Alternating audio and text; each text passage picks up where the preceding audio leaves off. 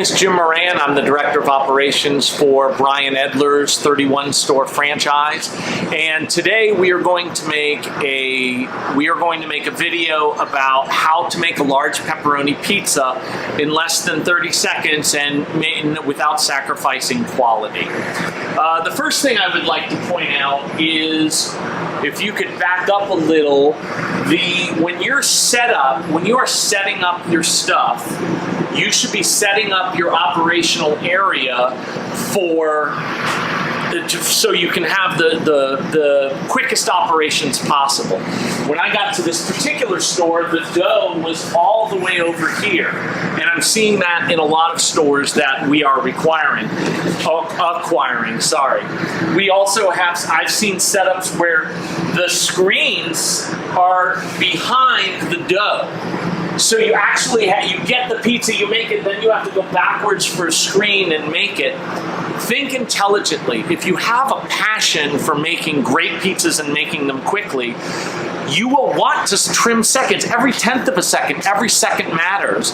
So you will set your operational area for the quickest possible production. So we're going to go through making a pepperoni pizza. The first thing I'm going to go step by step, and then we'll make it quickly, and you'll be able to understand what I'm doing. Okay, so the first step is one that tends to go underappreciated, but we want to sell perfect 10 pizzas, not 9s, and that is getting the dough out of the tray. As you can see, this dough is against the tray that it's in, and of course pizza is a circle and we want it to keep a circle, so when you take it out, you want to make sure that you can take it out in a way that doesn't turn it into a football. Okay, so first, release it from any encumbrances. So if it's against the tray, that's one thing. If you look in this medium, if you were to take this medium, which is, you've got it in between the dough, you would want to separate it from anything that it's attached to. But we're doing large today. So when you take the large dough out, there's a specific way to do it. You want to go under and then put your hand under it, not your thumb, as I've seen a lot of people do, because you don't want to turn it into a football. If you go in here and you go to the thumb, you can see that it's pulling it into an oval, okay? All right, so instead we're going to rescue this. We're going to go in, I put my hand here, and then the second one should be quick, and then you throw it into the cornmeal. So as you can see, if you can close up on here, you can tell, even if you hadn't seen already, this is a dough patty that on two sides was against the tray, because you can see those are not curved, they're straight. But if you're really good at docking the dough, by the time you're finished setting the edge, it won't be that way anymore, okay? Now, when you're docking, the first thing you need to do is, if you could come close in on my hands, you want to make your hands into a docking instrument. So in other words, you don't want this. You don't want any open gaps. You want the gaps to be closed, because you want to think of that as you're creating a tool. Some videos want you to do the gun sign and then go like this, and that's certainly fine as long as you achieve the end result where you don't have any gaps in your hands, because then you'll have gaps in your crust. Okay, so once again, I'm making an instrument with a hand. I do it with these two overlapping. I've seen people go like this.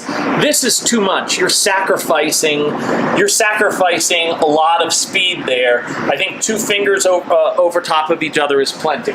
So personally, when I go like this when I'm going quickly, but I want to show you in slow motion. The way I originally learned it is 1, 2, 3, turn, 1, 2, 3, turn.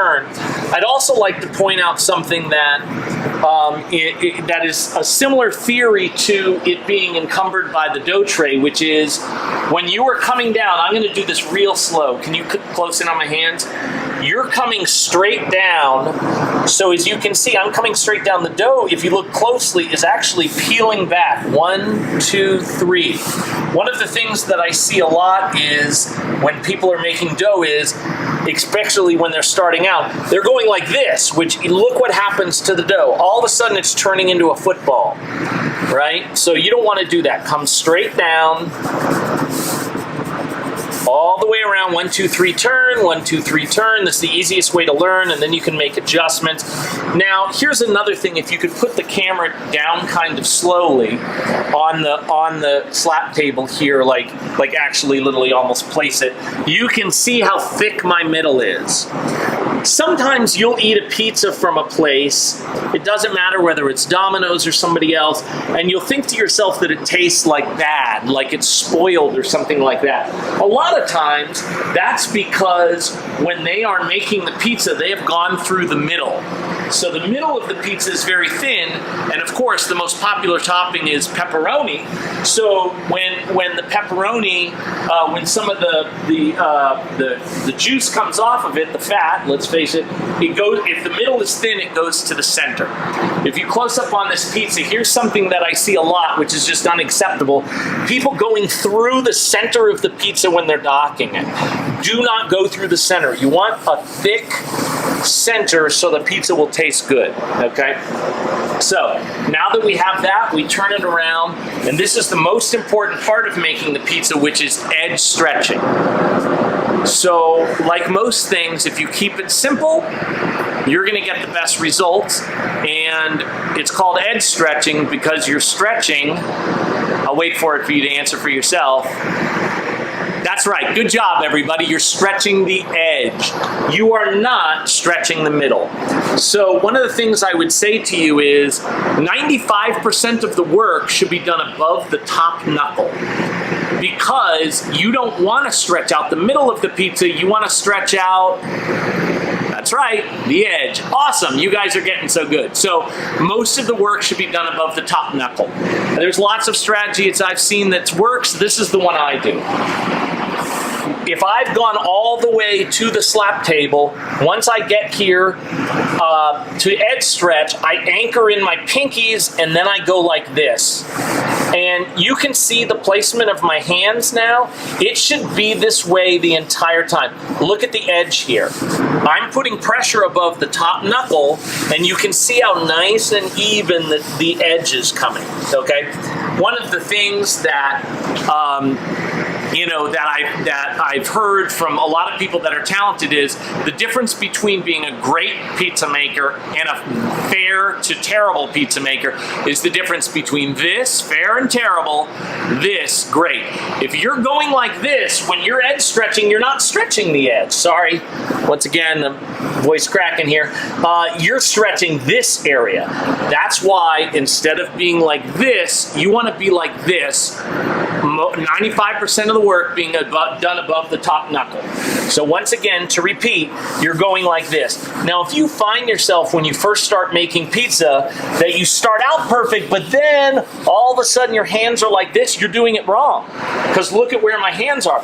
I started out and I was perfect, and now my hands are like this, and where am I stretching? I'm stretching here. I want to stay stretching the edge. Understood? Okay, now I'm going to show you screening the pizza. So personally, the way I screen it is the cornmeal, whether you use cornmeal or flour or cornmeal flour mixture like we do, that's not an ingredient. That's used to, you don't want a ton of that. That's used to so the pizza won't stick, okay? So what I do is I lay it down here, and then I'm still holding this, and this allows me to adjust the pizza on the screen. Okay, so to repeat, put it down, and then I go like this, and then you fix it. One of the things you will see a lot of times in the world's fastest pizza maker is they will put it down, and then they will fix it with one hand while they're reaching with the sauce with the other, and that's certainly something that you can add to your game when you get more comfortable. Okay, so now let's focus on the sauce. I can tell you that if you're watching this and you just got hired by a pizza place or you want to learn how to make it, the part of taking a dough patty and getting it to this point, it looks very intimidating, but I can tell you from experience, probably 98% of people get really, really good at this long before they get good at saucing. I mean, I'm just going to be honest with you. I've seen people who are general managers that have been working for years that are not good at saucing. So first we're going to talk a little bit about what is not good at saucing. So we close up here, you You get your sauce.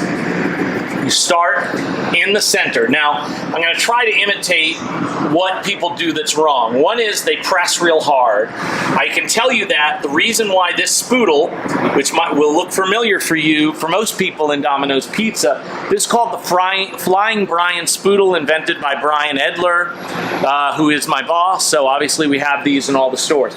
But if you close up on the spoodle here, the bottom of the spoodle is flat. The pizza is flat. There's things that you don't want to do. One of them is use the side of the spoodle. If you look at traditional sauce spoodles, the wall of it is very high. People got used to it. You do not want to be saucing by pushing a rim of sauce out to the edge with the side of the pizza. Because for taste reasons, if you look at the sauce here, for taste reasons, you want an even amount of sauce the entire way. And if you're doing that, you see way too much sauce, not enough sauce, etc., etc. And when people are not good at saucing, they generally do a couple of things if you want to close up here. They press too hard on the spoodle, and then they make a target. It's hard for me. And the other thing they do is bad, is they rotate it on its axis. This is flat, the pizza's flat. You never rotate on its axis. If you go like this, look, anytime you try to manipulate the sauce, I'm doing an exaggerated version of what I've seen, but it just needs to be flat. Watch, this looks terrible, right? But if I keep it flat, watch this get fixed. You understand? What people do is they think, oh, this is too far out here, so they rotate it on its axis to try to kind of manipulate it in, and look what happens. Too much sauce, not enough sauce. It becomes a target, okay? So we're going to talk about, those are the two things people make mistake first. To go over, they use the side of the spoodle to push sauce to the edge, leaving thick sauce at the edge and then a white spot, or they rotate the spoodle on its axis. Every time you do that, it messes it up. So this looks to people like an unrecoverable pizza, or if you're already a pizza maker, it might look to you like a decent pizza. So, start with small circles, work your way to big, and then through the center. What you want is an even amount of sauce throughout the entire pizza. This I wouldn't call perfect, but considering that it was really messed up, the fact that it got so quickly it got acceptable, then, you know, that's something, if you look at, do one more close-up, if you can just get that light touch, just surfing the top, you should be able to go around and just like not disturb it. But as soon as you rotate it on its axis, you've got a problem. So next we'll talk about cheesing and topping with pepperonis. Okay, so we used that pizza we made, so I'm going to take you through this one at half speed, okay?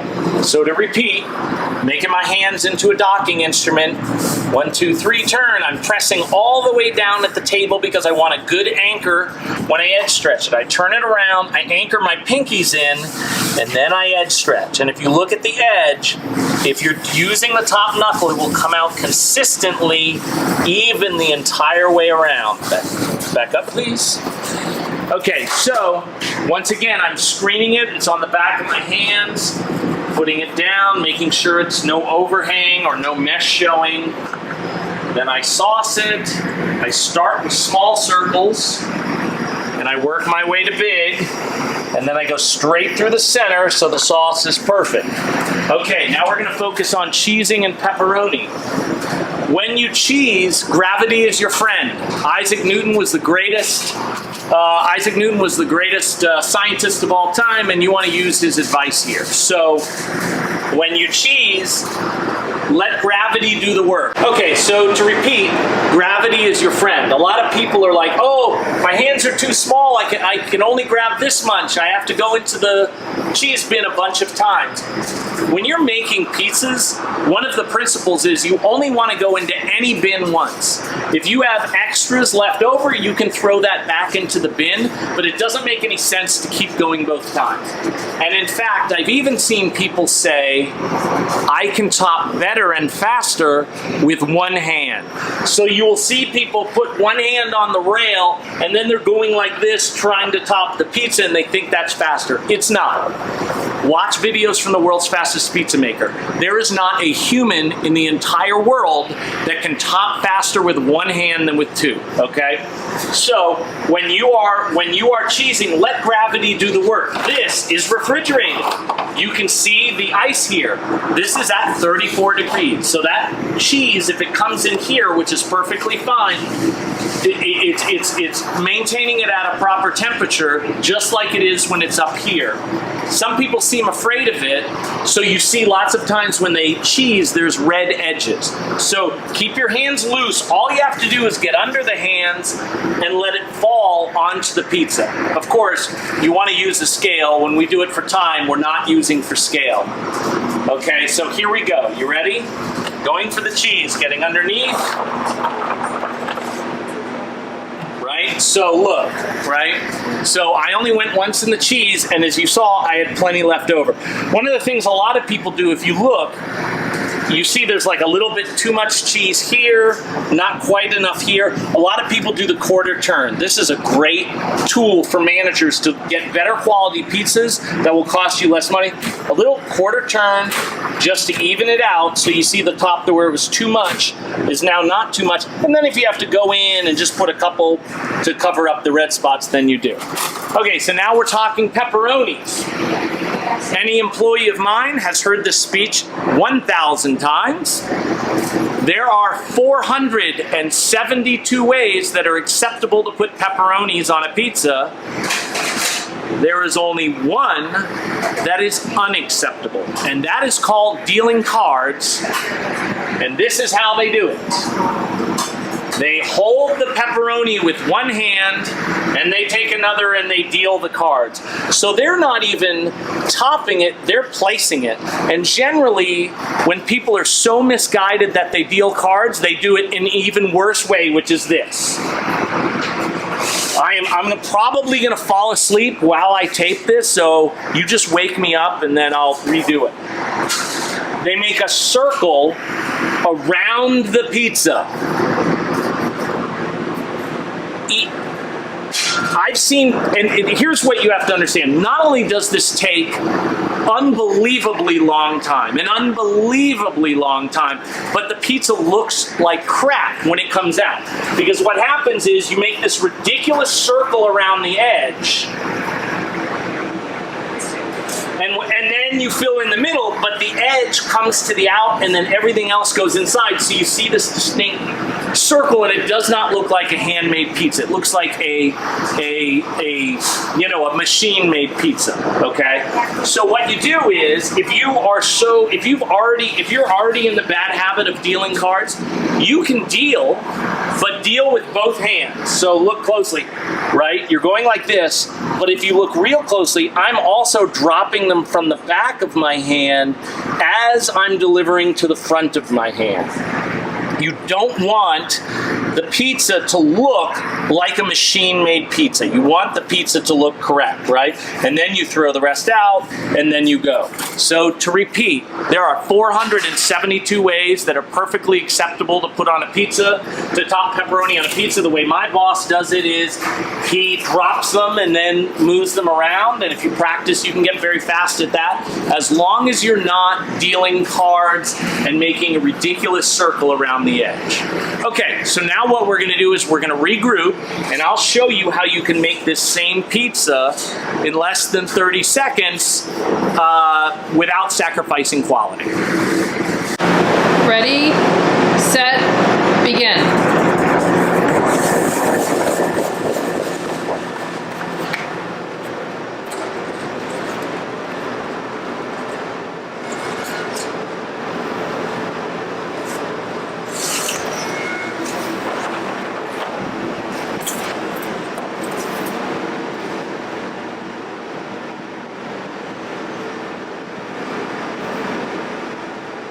Time.